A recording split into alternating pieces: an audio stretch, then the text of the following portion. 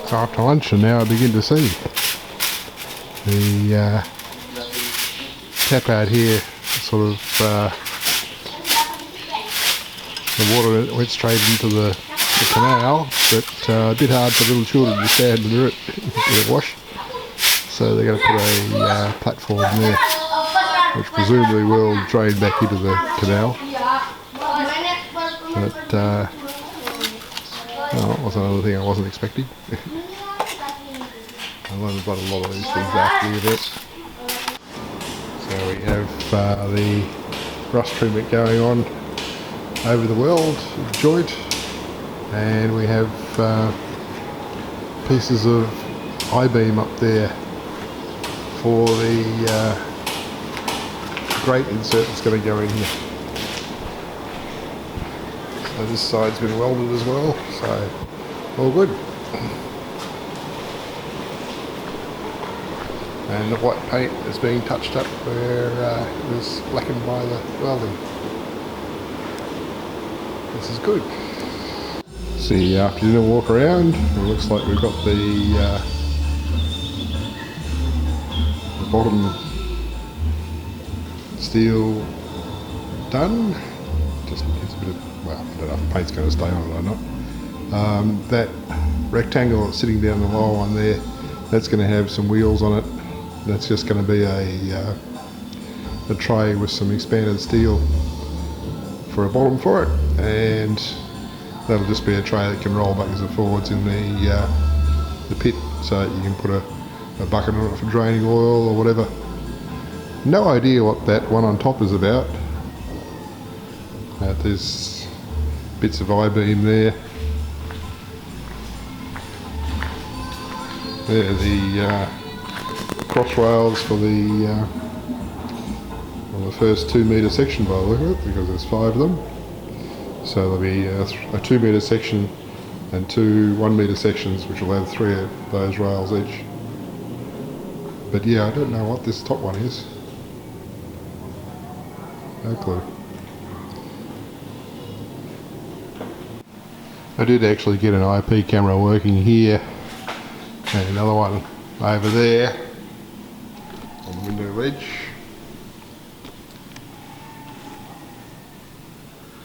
But they put up a fight.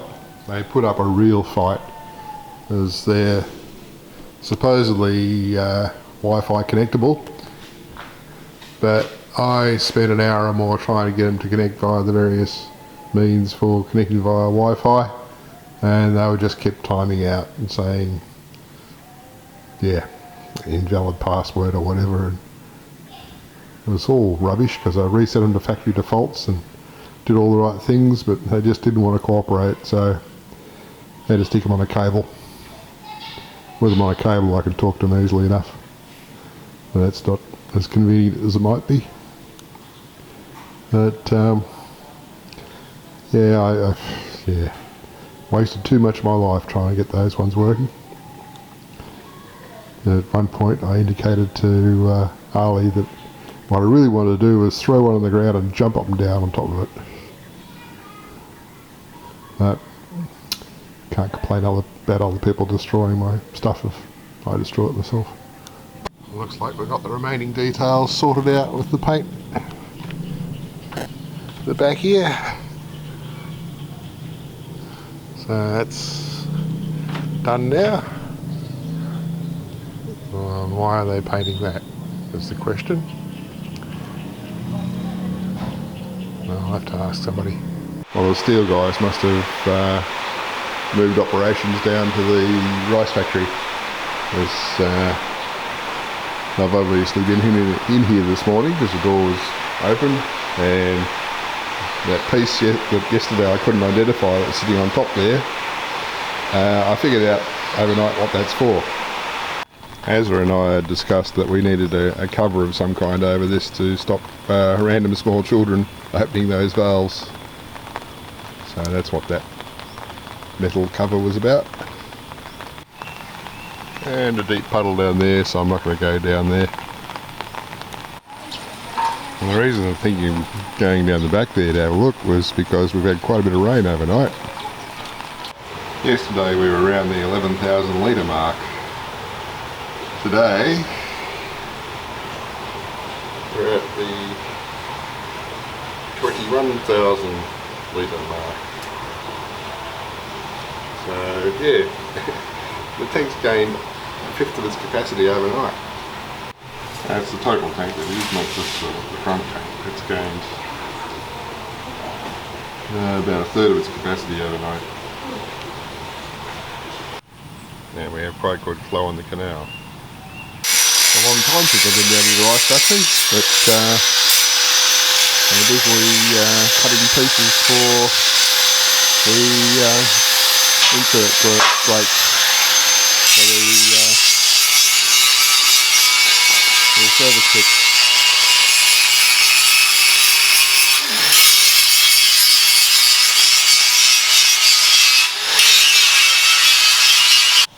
If I'd come out earlier at about 7, this would have been water from side to side. You can see there's a lot in the storm drain, monsoon drain.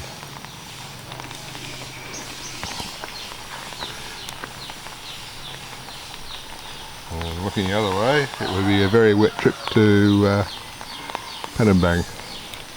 But at least they cleared the debris out of the drain here so that it can flow. But we need to get this corner reconstituted with a bit of reinforcement and concrete. Make this crossover a bit wider. But yeah, it's a rainy day and a little bit dull, so I wonder how my batteries are going with the charge. It's the after lunch walk around, and it's apparent that the back tank has still got its leak at the output here, so that's something that perhaps Azra can address when he gets in to mount the ladder, which he hasn't done yet. He said he was going to do yesterday, but he won't. No rush. Still waiting for the other ladder to turn up anyway. Still with about 21,000 litres, so it hasn't rained that much today. Must have really bucketed down overnight though. The stream is actually up quite a bit. It's no great surprise, I guess.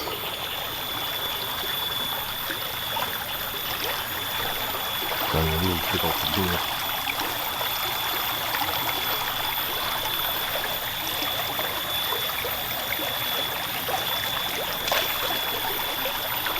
I wonder if that was caught on film. There was a fish which just leapt from downstream to upstream. Might have got that. I hope so. And this big puddle is still here, and I don't really want to get my feet wet, so I'll do what I did when I came back down this way, is I'll walk along the top there and hope that my balance holds up, which is a iffy proposition, I gotta say. My balance is not that good. Well, I wavered once or twice, but I did make it. Can't be sure, but I suspect this guy is making a hole for the water to drain into the canal from that garden bed. Hope so.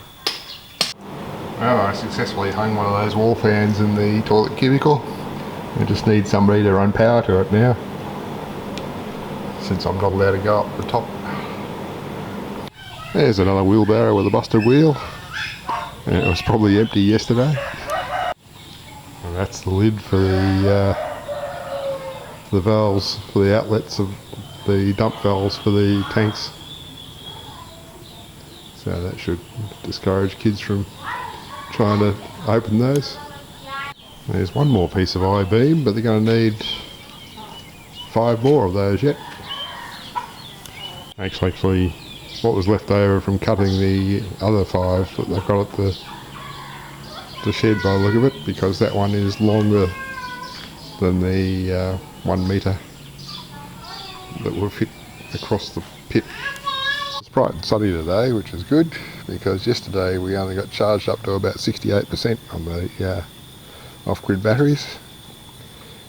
So we got down to about 25% this morning, which is a bit of a worry. If we got any lower, I was going to be starting the generator.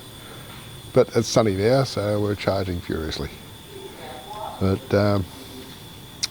had a bit of revelation over the night. I tend to achieve clarity overnight. You can possibly hear the water running into the tank at the moment.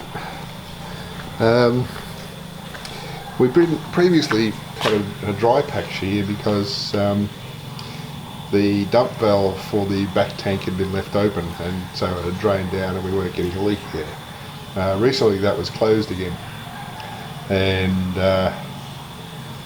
so we started getting a leak here, and I thought, well, hang on, that's strange, because the only way for water to get into that tank is through the open manhole at the moment, which is not a big area, and by having both of these taps turned on would allow water to flow from the front tank to the back tank. And then there's also the overflow pipes from the front tank to the back tank, and that's where it came to me. Our level there isn't going to vary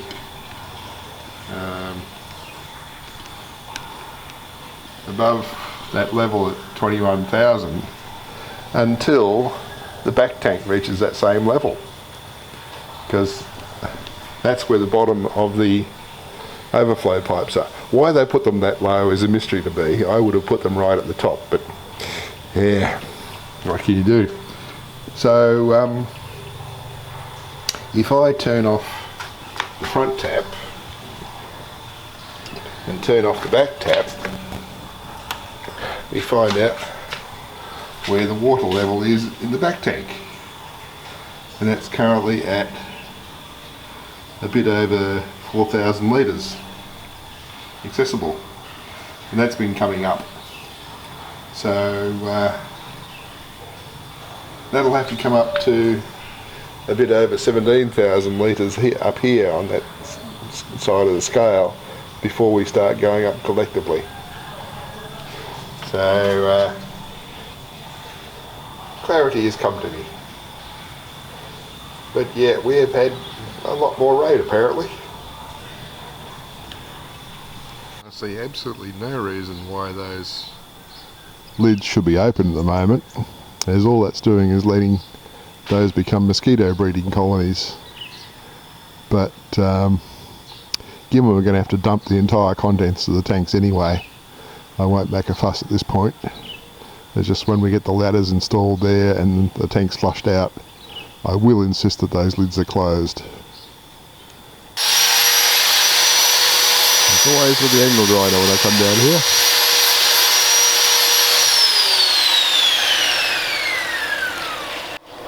So they're cleaning up these plates. They will stand on edge.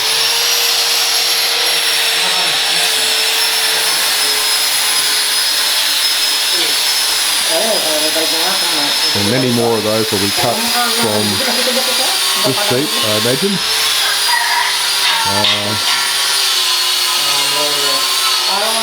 They will be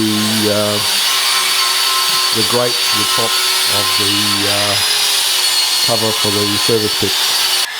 Now I see that the wheelbarrow is not just filling up from the rainfall by itself, it's actually under the edge of the roof here, so it's getting rain from a larger area. Fair enough. Standing is there's still going to be a gate installed here. The tiling process continues at the back.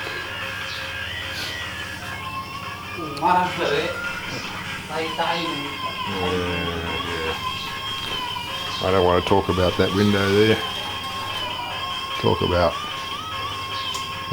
no. But on another front, this Nikon D3200 I'm using is what, 11 years old since I bought it, I think. It started giving intermittent problems with the switch turning it on. Sometimes it doesn't turn on at all. So going to spend a bit of money, a lot less than the thing cost me originally, to buy a later model, the Nikon D5500. Not the latest model, because that would cost more than twice as much, but still a superior model to what the one is I have in my hands at the moment. So I'll use this one until it starts giving me too much trouble, and then change over. I went with the D5500 because it still uses the same batteries and all the other attachments as the D3200, so I don't have to waste any of that investment in lenses and speed lights and microphones and camera, battery, accessories. It's all good. Yeah, this is probably long enough. Time to upload. Oh, and I'll give you another look at the fish jumping.